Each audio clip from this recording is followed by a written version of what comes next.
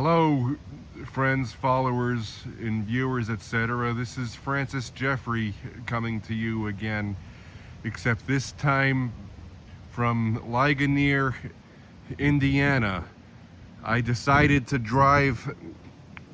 all the way out here today from South Bend, Indiana, because I got extra time off from work this week, and I also recently found out that the largest publicly accessible specimen of a pure American chestnut tree known in the state of Indiana is at this park, which I believe is called McKinney Memorial Park. And this is that tree right here. And so I decided that I was going to scout out this park and maybe plan on coming back here in the future to do some product photography. My mentor wants me doing product photography, so I'm trying not to do stuff like shoot landscapes or strangers' houses anymore, like I once relatively regularly did in South Bend, Indiana. And I'm doing a very good thing for the environment right now by throwing this litter outside of this tree crevasse. And I just came up with a very unique product photography idea, and that is that I could purchase Legos and place the Lego people inside this tree crevasse, and do that to take abstract realistic photos of these Lego people to come up with a photograph that is a very abstract realistic photograph of what the trunks of these trees used to look like when people were looking at them while walking through the forest in the eastern United States in the late 19th century.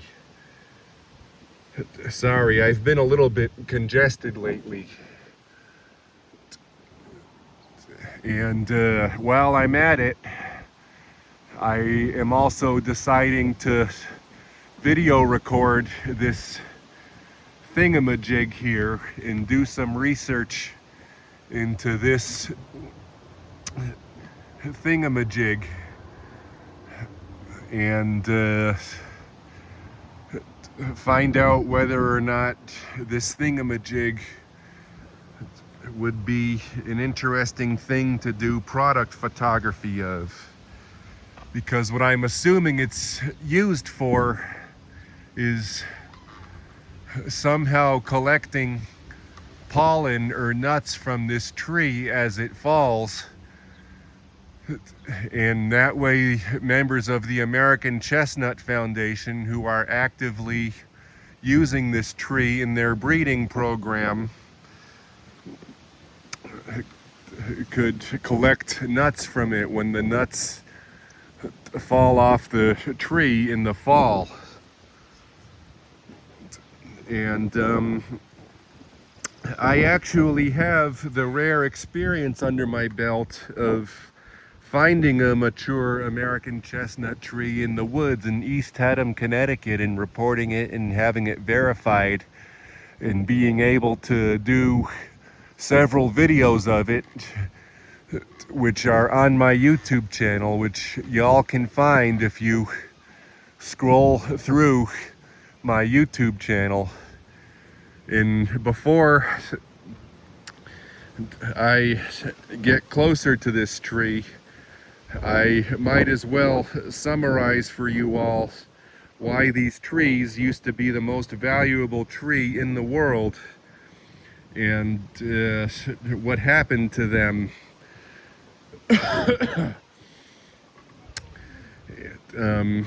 These trees are hardwood rot-resistant trees which are capable of having trunk sizes of 16 feet and in rare occasions more than that at breast height, and grow up to sizes of 150 feet. And on top of that, they also produce extremely tasty and nutritious chestnuts every fall and winter, which are good for human health as well as the health of animal, wildlife, etc. As a matter of fact, there used to be a species of animal called the chestnut moth, which went extinct because it used to solely rely on the nuts from mature American chestnut trees as its only food source. And there used to be 4.5 billion of these trees in the eastern United States. But unfortunately, at the turn of the 19th to 20th century, an airborne bark fungus called the chestnut blight got imported here by mistake, and the American trees had no tolerance or resistance to it or anything like that. So within a time period of 40 years, it spread throughout their entire native growth range and killed 99+% of their population. But the species was able to survive due to 3 different main reasons. One is the blight only kills the above portion of the tree, which means that it girdles the tree, but then since it doesn't kill the tree's root system, the tree keeps sending up new shoots that that get the blight once they get to be about my height, which is about 6'3". I'm holding the phone right around where the top of my head is, so that you can all get a sense of how tall these new shoots generally get before they get the blight. And another is because there were certain anomalies which prevented the blight from infecting every single tree in the eastern United States. I guess an example of this, which I think is true, is the rare mature American chestnut tree that I found in the woods in East Haddam, Connecticut, appeared to me to be separated from not only chestnut trees but also oak trees, and so therefore it would be much less likely to get the blight because there's no chestnut or oak immediately surrounding where the tree is, and so it's not near other trees which act as reservoirs for the virus. And additionally, it's right next to a road which goes in a semicircle, which to a certain extent helps prevent it coming into contact with animals that have it on their fur, because presumably a lot of animals that try to get close to it get run over by vehicles and killed. And also, the third most well-known reason for the species' survival is because they were so popular of a tree that in the 19th century, when people started exploring other parts of the United States, they started transporting chestnut seeds from the eastern United States to places out west so that the pioneers could plant them in places out west and rely on them to build buildings and coffins and other stuff, as well as eat their food, which is of course the chestnut, which is also the seed which is used to produce new trees. And because those trees are outside its native growth range,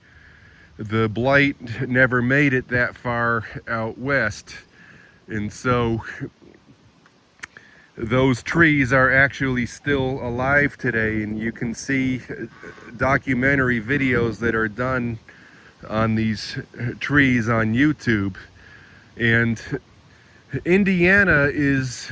an interesting spot when it comes to American chestnut trees, because part of it is in the native growth range for the American chestnut tree, and part of it is not in the native growth range for the American chestnut tree. And right now we are in an area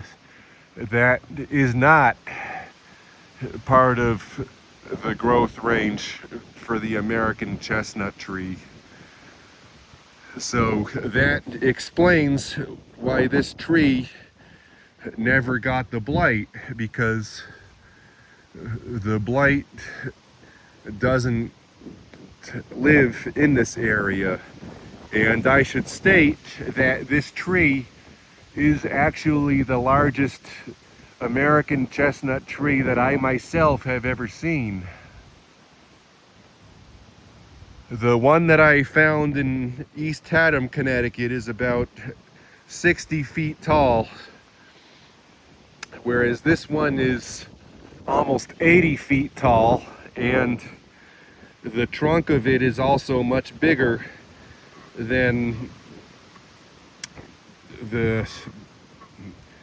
tree that I found in East Haddam, Connecticut. Now, my commercial photography idea for putting Legos inside this this conversion of tree trunks here is based on the fact that you use Legos to build things,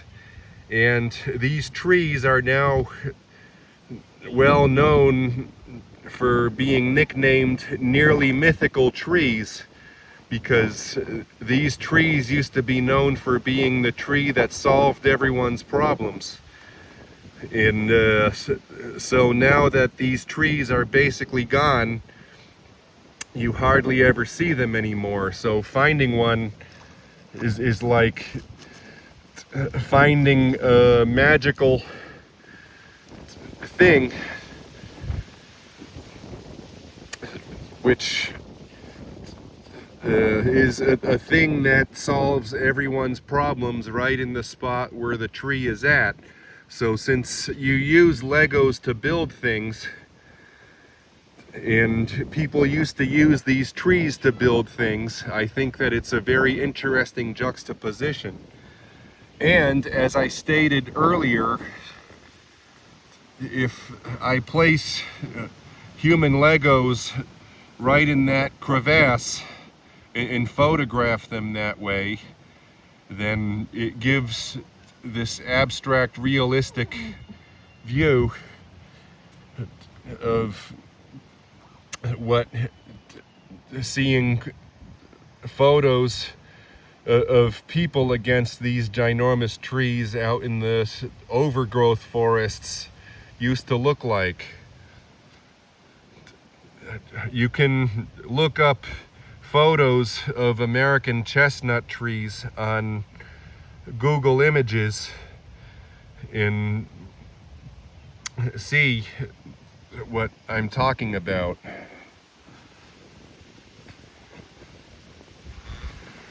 I can see it looking very interesting to pose Lego humans as though they're all working with hammers and stuff along this tree trunk here, which looks like a great big wall and almost cliff-like.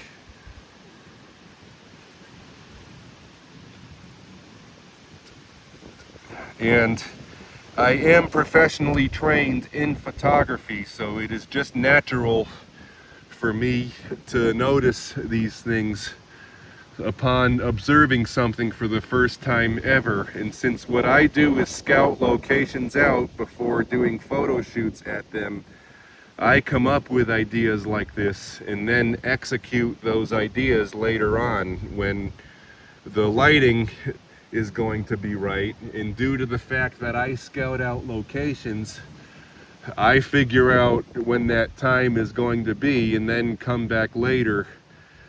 and then the majority of the time I'm right about the light looking how I'm planning for it to look based on where the sun is at and how the weather is.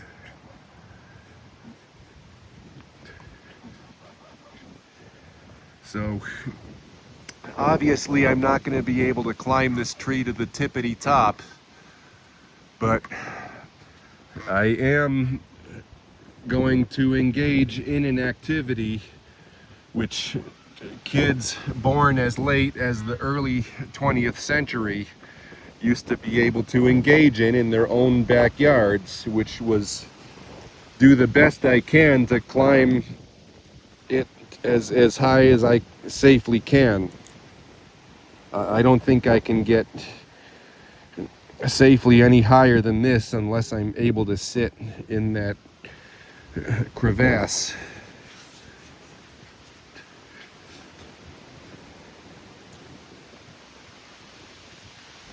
But I do want to zoom in and get a close-up of what the leaves look like. So now you guys can not only compare these leaves to what the leaves look like in the videos that I have of the pure American chestnut trees I found along River Road in East Haddam, Connecticut, and see for yourself that those trees definitely are pure American chestnut trees.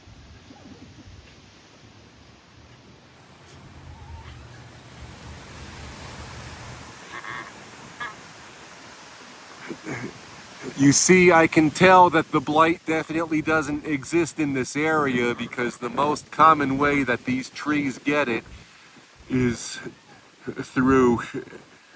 getting cuts that are infected. And I can see that this tree got cut when they installed this thing which I believe is being used to collect nuts. So if the blight actually existed in this area, then it should have gotten it by now, because it would have gotten into the tree right through that cut and formed a canker around that cut, which would have worked its way down to the bottom of the tree and girdled it at the base. But it's not doing that.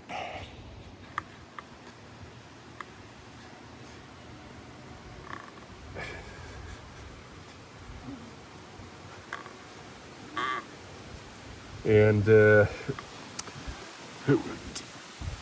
this is as high up in the tree as I can safely get while I'm using my phone. So I don't think I'm gonna climb any higher than this, but I am at least going to turn my phone off now because I've made my point. But I might do another video before heading back to South Bend, Indiana. Bye-bye.